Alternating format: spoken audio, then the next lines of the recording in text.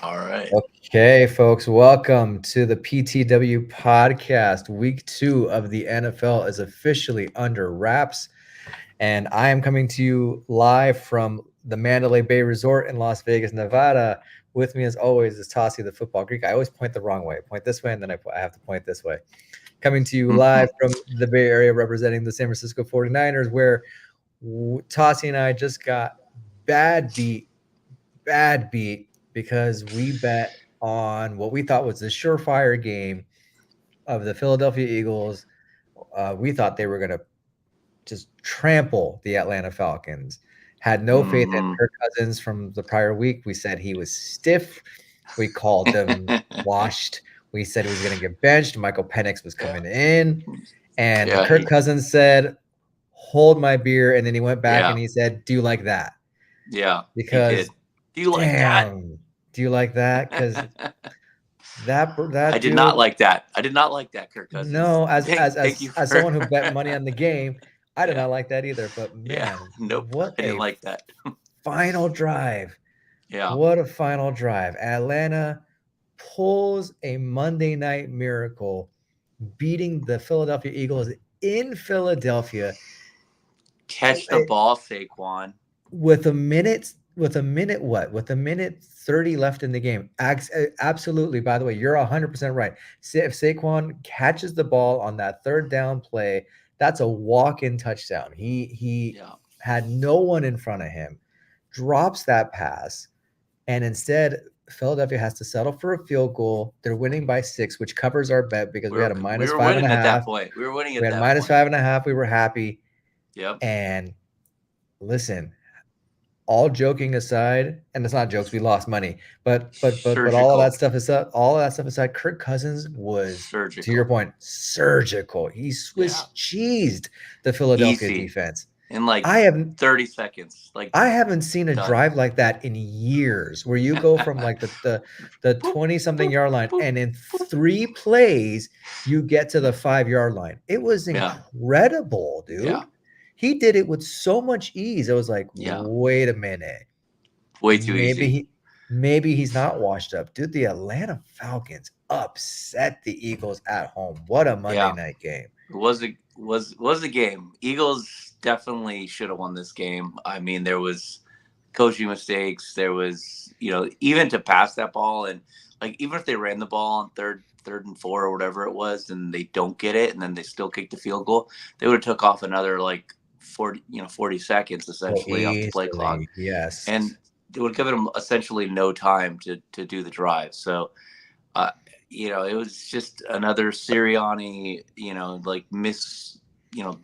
machismo, how he is. Like, he thinks he's so smart, and so, his looks and his, his attitude, and it kind of bites him in the ass again. So whatever. I don't feel bad for Sirianni and co. No. From the Eagles standpoint. No. Like they should have won that game easily, and they let it slip by just mismanagement at the end there, and then their defense looked like it did last year, just like get torn up, like just Swiss cheese defense right there. Just cut that cheese up and Cousins style, right?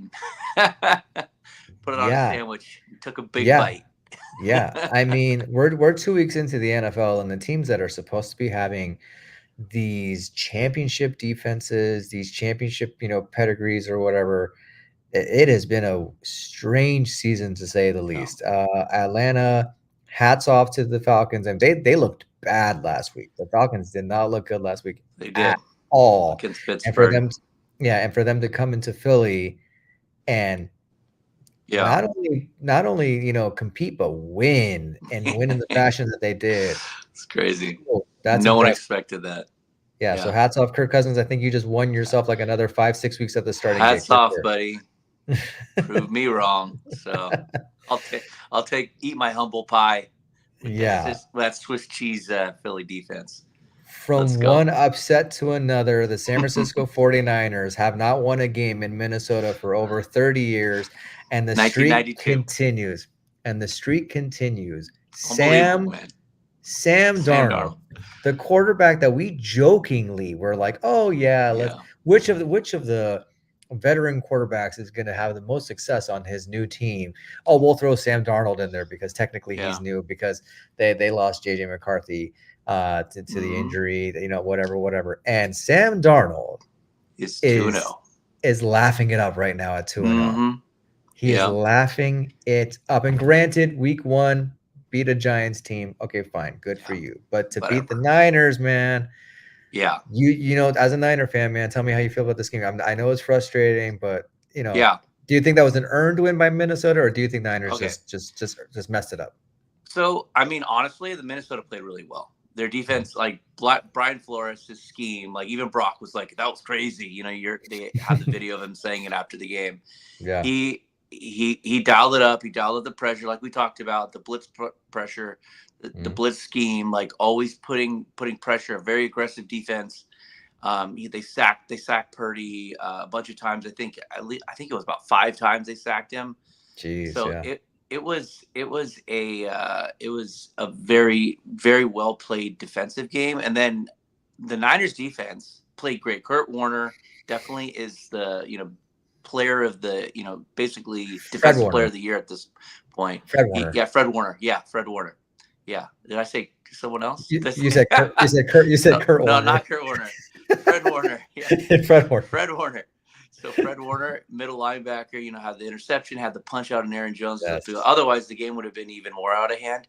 So even with those plays, like at the end, the defense had the chance to stop him. They had Sam Darnold and some long third downs, and they still gave it up. Like Bosa, that's got to get pressure, man. Got to set the edge, man. Got to do these things. Like you're one of the highest paid defensive players in the league. You got to make plays when they count. He did have a couple of sacks, which is great, but I think that he's got to get pressure on Sam Darnold there and stop them from converting those first downs, especially when they're down 6. Another thing I had an issue with is the clock management. Like waiting so long to take the field goal when you're down already. It's impossible essentially to get the ball back. So, get down there, score as soon as you can. You didn't have enough timeouts. Shanahan, the clock management has been an issue since he's been in San Francisco. He's very, very poorly manages game decisions, game clock decisions, play calling decisions at the end of games, at the end of halves. It's been an issue. It's like a pet peeve of a lot of fans.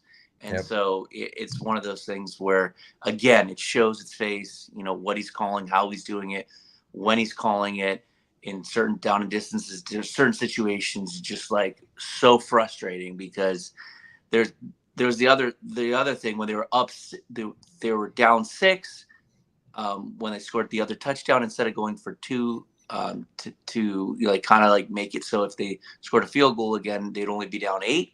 So then they could do a touchdown and a 2-point conversion to tie. Instead, they're down 9, and they could only do the field goal and then hope to get the ball back on an onside. That didn't work because there's no returning on. Nobody's getting onsides. And that was like a weak onside that they did anyway with Wishnowsky. Yeah. So I mean that was my thing. They should have fed Mason more. I mean, Purdy had a good game, but he had a couple of mistakes. With the tipped interception was like he kind of threw it into triple coverage essentially. It's a tipped interception, yeah. Yeah. So and that was kind of a strange play, and then the other turnover he had when the ball just slipped out of his hand, like that was kind of awkward. So I think that was just the defense was tough on him. He was having trouble with the scheme, and essentially he had the couple of mistakes that really cost them the game. And I honestly would have liked to see them run the ball more because Jordan Mason, man, that guy is a beast. He had another 100-yard game. I was gonna say it, a good game. Yeah. Like they couldn't stop him. The only thing that stops him is the refs essentially calling these downfield holding penalty calls, like on Debo or whoever they're calling it on now. Like, sure. So I honestly would have liked to see them try to run the ball more and like not get away from that plan as much. Like when they got down, they went out. They forgot who they were. Like they got to run the ball. And they started throwing the ball too much. And the last thing that was really frustrating was early in the game, they go for it on 4th down and goal. They don't get it. They're down at the goal line basically, and they like kind of like run. They don't run the ball. They try to pass it a bunch. They don't get it.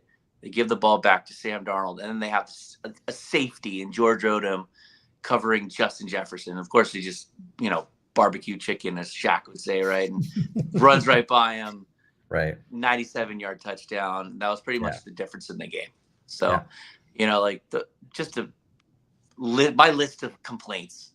So, hey, sorry. No, it's all good. I get it. That was definitely one of the more unexpected upsets I think of the weekend. Yeah.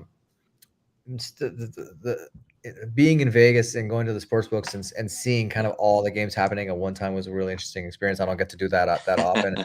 And the one thing I noticed, and again, this is coming from a non-Niner fan, but it didn't look like the Niners played with any urgency throughout the entire game. No. It looked like, and you're right about like abandoning the run game. Like Brock Purdy is a good quarterback. He's next in line to get that big paycheck, and there's a lot of big talent that's on the receiving core. Obviously, Ayuk getting his money in, et cetera, et cetera. But if you have a working running game, if your backup running back, again, Christian McCaffrey is out. He's on IR, as you called he would be. For at least the next 4 games. He won't be coming back till week 6 at the earliest. Said it here first. Beat Schefter. And your backup is having back-to-back 100-yard games. Feed him. Yeah. Don't abandon the run. Why are you abandoning the run? I know you're pass happy. Mike McDaniel does the exact same thing, and these guys come from the same tree, if you will. They're pass happy. They say they're like run hard-nosed coaches, but they're pass happy. They want to pass the ball because it's sexy, it's exciting, it gets more yardage, it's whatever, right? Mason had 74 yards at the half. He ends up with 100, so he only ran for 25 more yards in the second half. That doesn't make. They're only down 6. That doesn't make any sense. It doesn't. Being at the sportsbook at the Mandalay Bay, the biggest screen was dedicated to the home team. And that to me is the third big upset of the weekend. Oh, yeah. Is the Las Vegas Raiders going into Baltimore. Unbelievable. And honestly, I wouldn't say they manhandled Baltimore. It was a close game throughout. Yeah.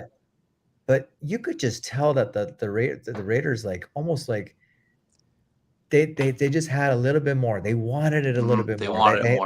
They wanted it more. And hey, man, listen, I'm a big Christian Wilkins fan. He used to play for Miami. Watching that Raiders defense was fun. Yeah. Like watching him and Max Crosby just like do their thing. Oh my God, dude. What a duo those two are. Yeah. But yeah, Baltimore falls to 0-2. Shocking. Who saw that coming? The Raiders defeat the Ravens in Baltimore. What a game. Yeah. Another upset, man. There was some crazy upsets, man. The NFL, it's out, right? So, I mean, Gardner Minshew, of course, he did his thing, man. He balled out at the end of that game. He brought the Raiders back, hitting Devontae Adams, balling out, and helping them get that win, that unexpected crazy win down what 10 points in the fourth quarter, I think it was, and just be able to come back and do that on the road. I mean, that was impressive. Yeah, and, they were down. Hats off to them. They were down. Yeah. I'm doing the math here. They were down, let's see, 16-13 at the end of the third. And then Vegas scored 13 points in the fourth. Baltimore only scored 7. Some stats for you. Gardner Minshew, 30 of 38, 276 yards, 1 touchdown, 1 interception. Of those 276 yards, Devontae Adams, 9 receptions, 110 yards, and a touchdown. Brock Bowers, 9 receptions, 98 yards. They almost had 200-yard receivers in this game. Yeah, Brock Bowers, man. Against Baltimore's defense. Mm-hmm. Against Baltimore's defense. That's a big deal, bro. That's a big deal. It was. I mean, I didn't see that coming, and hats off to them. Antonio Pierce, getting his guys ready. Mhm. Making the right decisions. In this game, he made some wrong decisions against the Chargers. In Yeah. this game, making some good decisions at the end there, and then getting his team the win. And motivating them, of course, and getting them like a very impressive road win, being 9-point underdogs.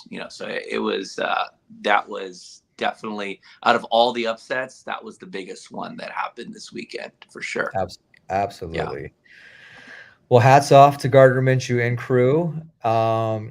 One team that did exactly what everyone forecasted that they were gonna do, unfortunately, was the Carolina Panthers, a team Yeah. that just looks so lost in so many ways. We I'd talked about argue Yeah, I'd argue though that I mean, granted, Bryce Young is not a great quarterback, but I'd argue that quarterback is only one of their many, many issues. I think it Yeah. goes all the way to the top. The ownership of that team is not great. But Bryce No. Young, after 2 weeks into the 2024 season, is officially Benched. benched, and he Yeah, we is could being see it coming. replaced. Andy Dalton is Hmm. coming in. Yeah. The red Um, rifle. the Red Rifle, and how serendipitous that not this week, but I think the following week they play against Cincinnati, right? So Yeah. so Yeah. he's gonna have a Well, rematch of sorts, but they've yeah, got, man. I think, I want to say it's Las Vegas. They got Las Vegas They got next. they got Raiders next, correct. In Las So, Vegas. Yep. I do think the Raiders defense is still a play here. I know that Andy Dalton is a lot better than Bryce Young. Bryce Mhm. Young is probably one of the worst first overall picks since like Demarcus Russell for the Raiders. Mhm. Like how bad is this? I mean, they gave up so much for him. They basically gave up of another number one pick that went to Chicago Correct. for him last year. So they lost out on Caleb Williams, which probably would have been a better pick than Bryce Young. At the And moment, then yes. and now they have a guy who basically they said they're done with him. I mean, if you're going to bench him this early, he's Mhm. done in Carolina. And you're going to go with Andy Dalton. I mean, he's just their backup. There's no future plan here. Like, if it doesn't even make sense for them to do this, they might as well just tank the season and try to get another high draft pick. What are they going to try and do with Andy Dalton? Try to I think win a couple of games? Like, I don't really understand their plan here at this point.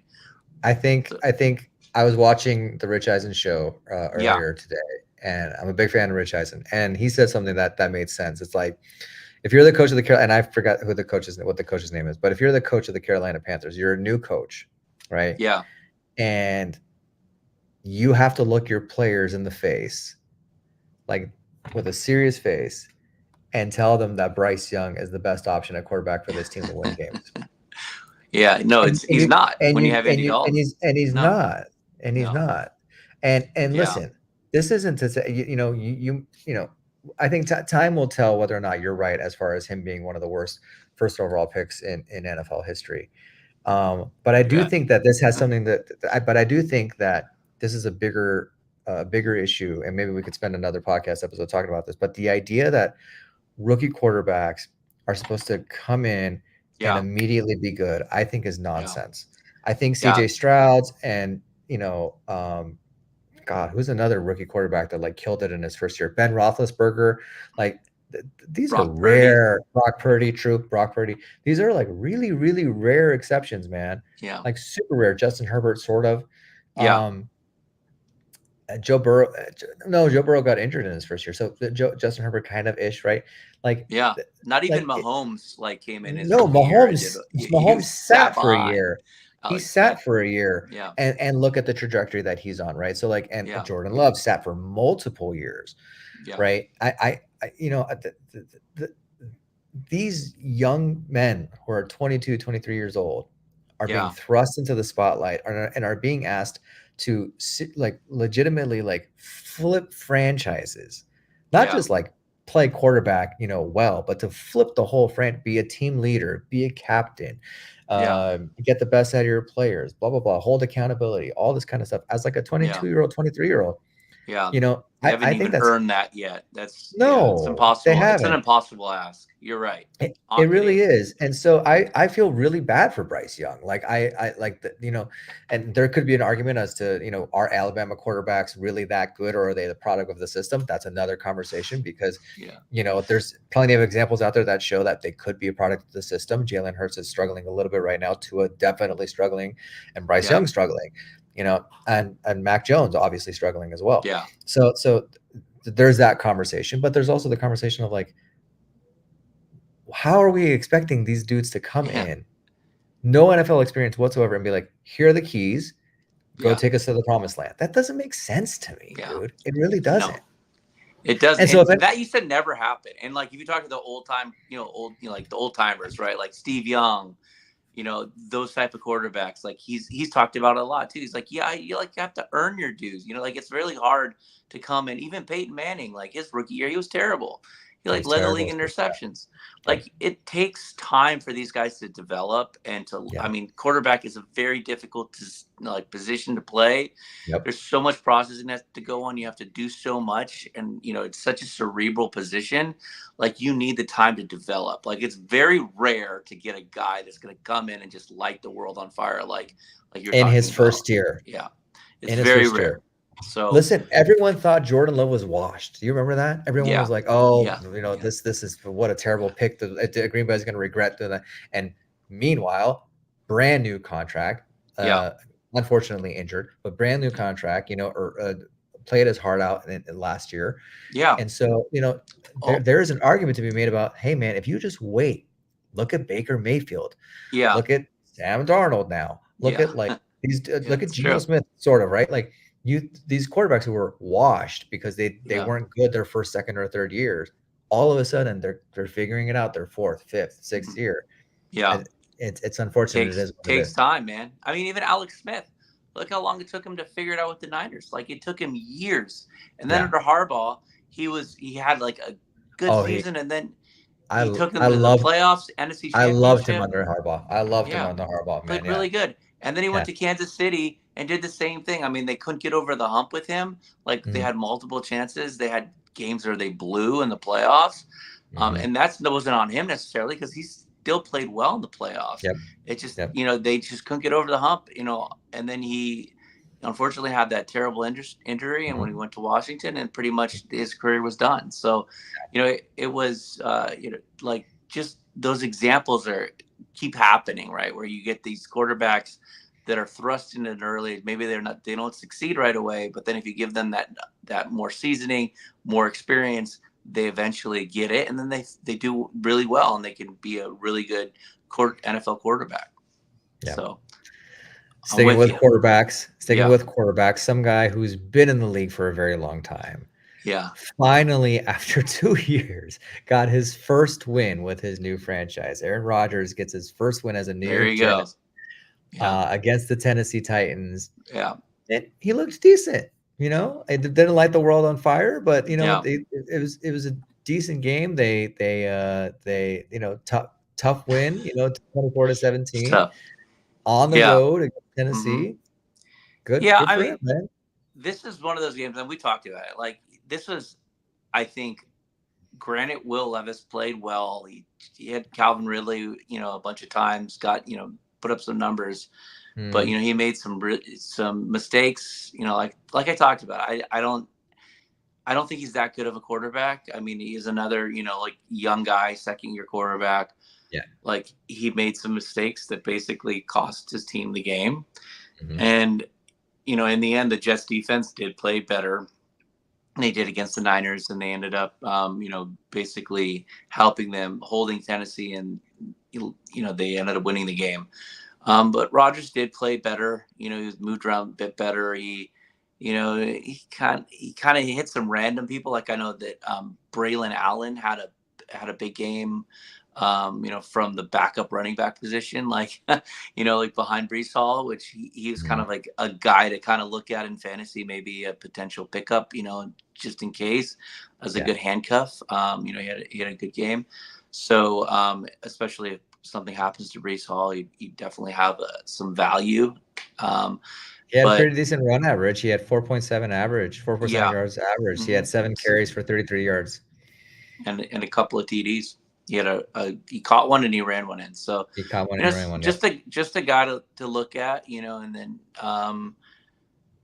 Rogers still was targeting Garrett Wilson pretty heavily. So I expect Garrett Wilson. I think is still going to be the wide receiver that you want, probably because Rogers is going to target his number one guy a lot. So Yeah.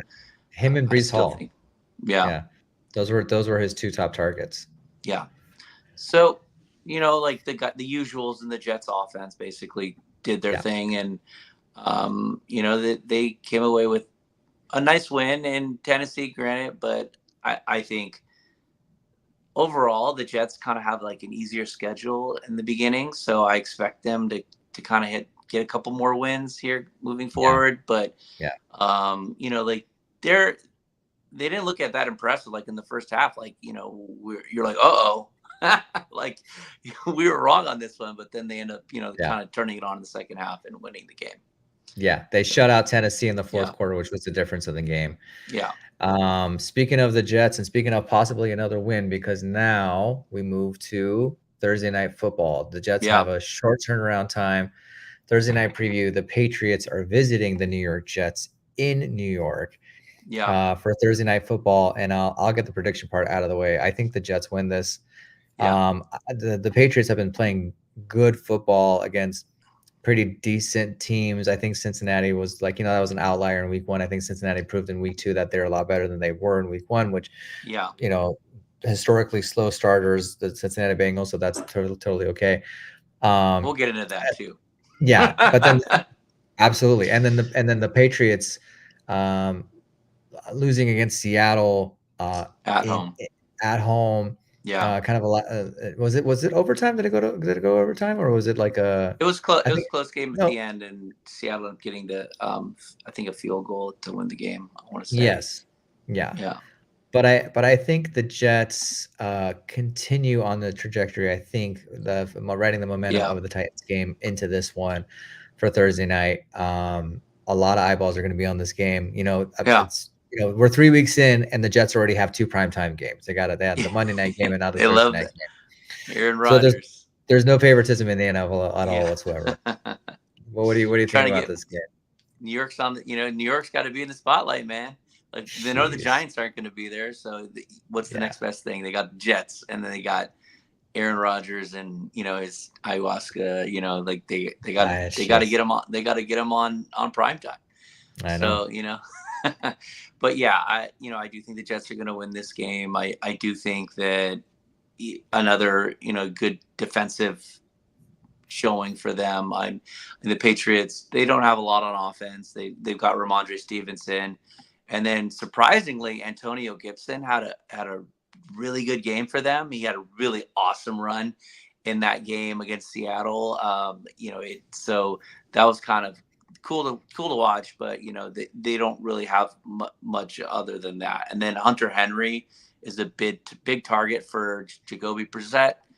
And, he's another guy that I would look at picking up if especially if you're looking at, tight ends on the waiver wire and you need help at tight end. Hunter Henry is a guy that I would pick up. I mean, he led the team in targets. I think he had like 12, more than 12 targets. He had 12. Yeah, no, he had 12 targets, 8 receptions. Targets, yeah. So, and over 100 plus yards, right? So, a good guy to target there if you need help at tight end on your fantasy team. So, but I don't think they're going to have enough against the Jets, and I like the Jets defense actually to do have another solid game against the Patriots. Yeah, I think so too. And I think division games. We talked about this. That's so funny. 2 weeks in a row, the Thursday night games are AFC East division games. Dolphins, Bills, and now Jets, Patriots. What's going on here? I don't like. That's what they're doing all year because they're upcoming. They're going to have the Niners have 2 division games on Thursdays. I think they have Seattle, and then they have I don't like it. They have the Rams. I don't like it. It's just it's very frustrating because you get these short weeks. You get these super bad important games. These Yeah, super important games. yeah. They're division games, dude. They shouldn't Frustrating. be on a They're 4-day trying to turnaround. spotlight them, and Mm-mm, like it's mm-mm. not a good look. It's not a No, good look because usually the game is crap, and no, it's I'm not a fan. usually there's barely ever a good Thursday night game. You I'm never not a know what fan. you're gonna get. No. So, and All injuries right. happen a lot on these games too Yeah. We got a few because of minutes the left on shooting. the pod. We got a few minutes left on the podcast. I know you want to talk about Cincy and KC.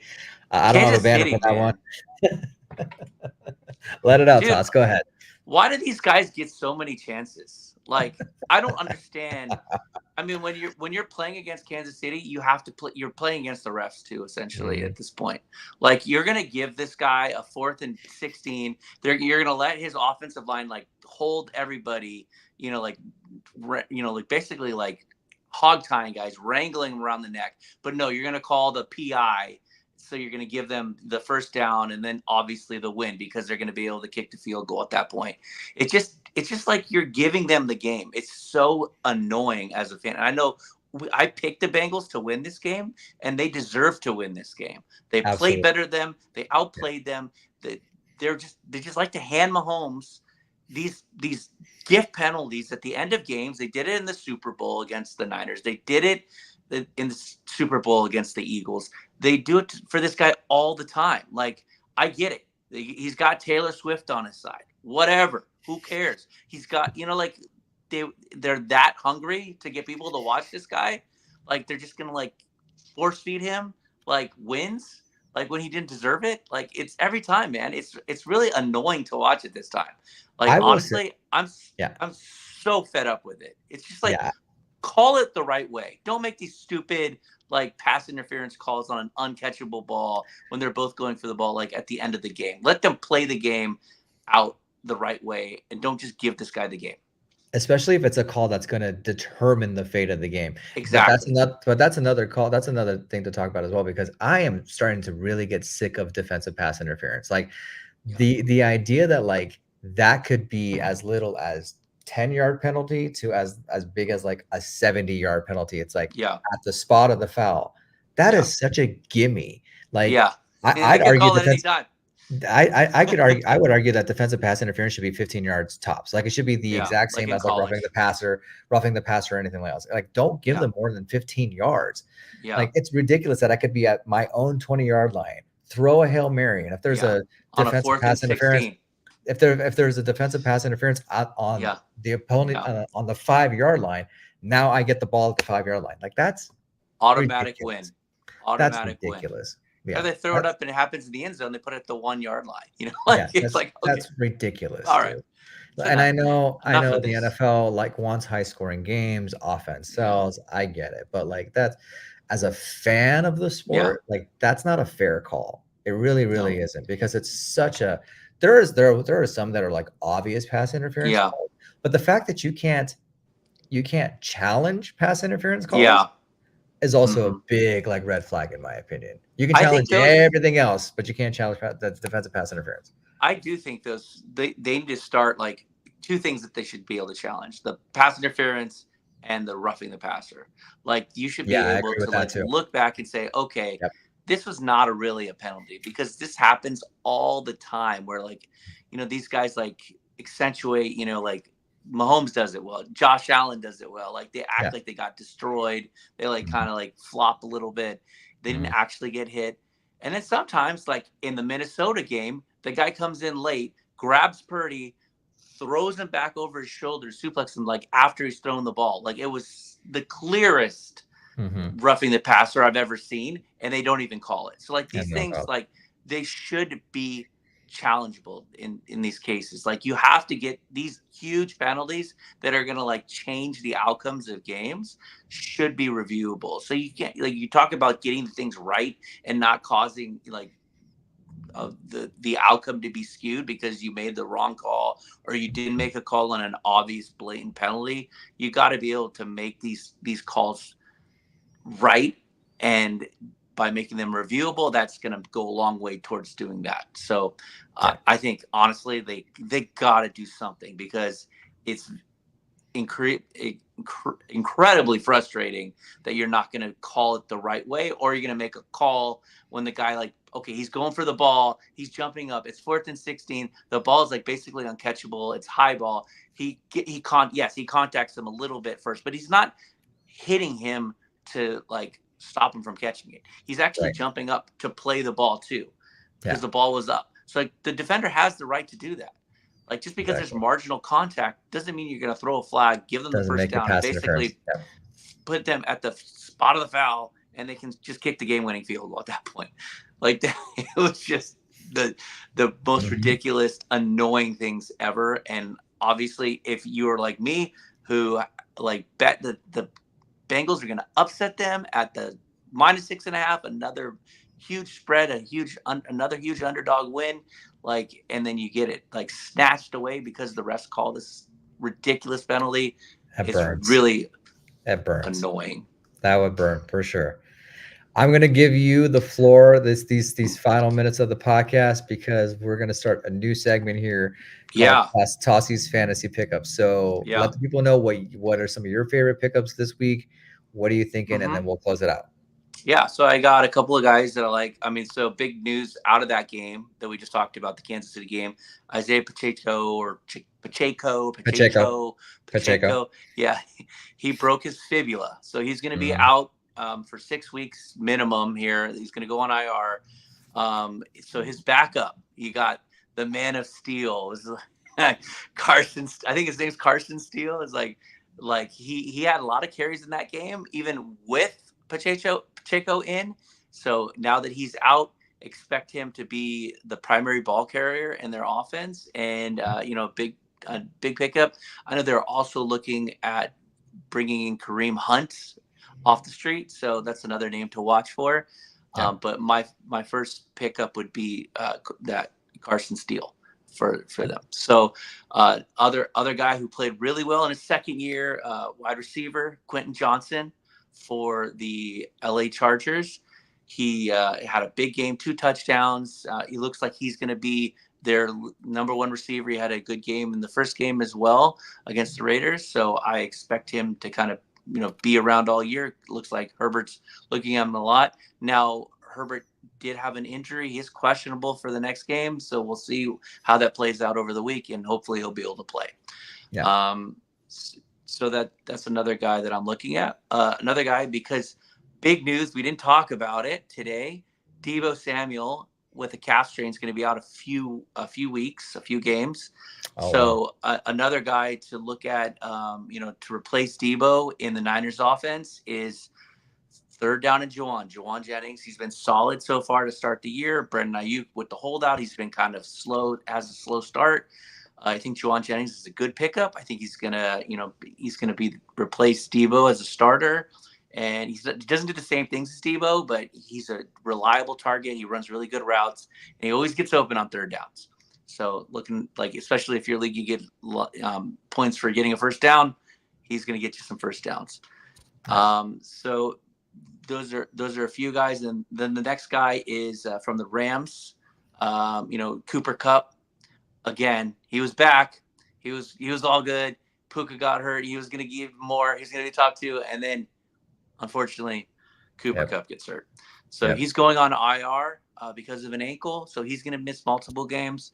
His backup, I think that a good pickup for them is Demarcus Robinson. He played well last year in that role when Cooper Kupp was out, and then he was even viable as a third receiver for them. So I think that he's the one that I would be targeting on waivers to replace Cooper Kupp and Puka Nacua. I think the Niners are going to roll the Rams this week. I don't like, the chances in the short term, but I think going forward, he's going to be a viable flex play for you as they're basically de facto wide receiver 1. So, I don't think there's anybody else there that I'm looking at. Search the memory banks. Oh yeah, Braylon Allen. Braylon Allen was the other guy that I think is worth a pickup. Is a good handcuff for Breece Hall, and he scored 2 touchdowns this week. So, he's another guy that I'd be looking to pick up and add to your team. Stash him on your bench. So, basically, you have a guy. If Brees Hall gets hurt, you have basically a top 5 running back at your disposal. So, there you go. There you You're go. welcome. Those are Tossi's fantasy pickups. Thank you so much for watching this episode of the PTW podcast. I hope you've enjoyed week 2 of the NFL, as bat crazy as it was. Yeah, it was crazy. Make sure to like and subscribe to the PTW Yeah. podcast here on YouTube. Thank you so much for following us and subscribing and watching the shorts and the full episode.